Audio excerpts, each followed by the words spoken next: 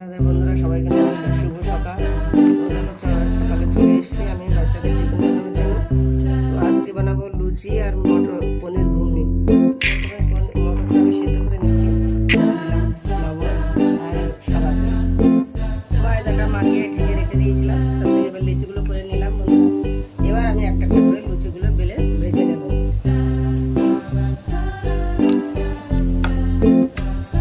এবার আমি এক এক করে লুচিগুলো ভেজে নেব। একটা দিয়ে দিলাম, দেখো বন্ধুরা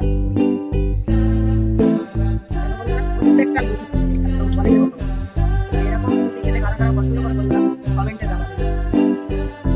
লুচিটা রেডি হয়ে গেছে আমার, এবার আমি ঘুগনিটা বানিয়ে নেব। তো বন্ধুরা দেখো, আমি লুচি ভাজার তেলে আমি ঘুগনিটা বানিয়ে নেবো। এই তেলটা আমি নষ্ট করবো না। তো দিলাম শুকনো লঙ্কা, জিরে আর তেজপাতা ফোড়নে, একটু চিনি, এবার দিয়ে দেবো টমেটো, কুচি করে রাখা টমেটো।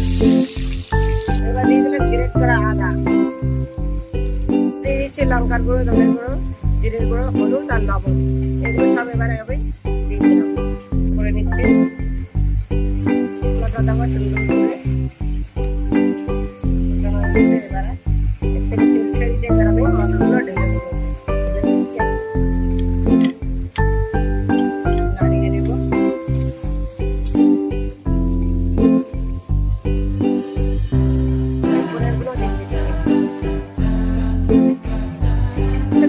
গরম মশলা এবার দিয়ে দেবো পতঙ্গালি গাবা ঘি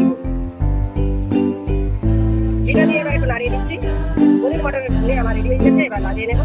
দেখো পনির মটর